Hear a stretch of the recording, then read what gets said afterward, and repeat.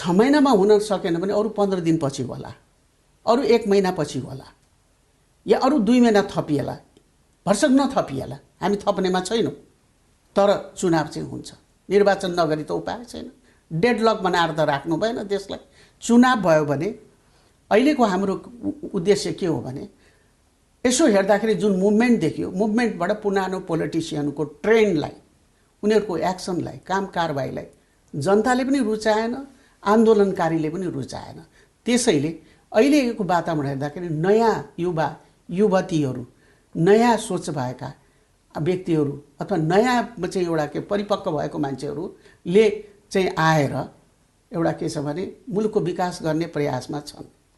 त्यही वातावरण बनाउनलाई, त्यस किसिमको चाहिँ एउटा अवस्था बनाइदिनलाई र त्यो त्यस्तो किसिमको चाहिँ एउटा संसद र विगत यो भङ्ग भएको संसद त्यति एक्टिभ पनि थिएन, त्यसले त्यति काम गरेको पनि देखिएन।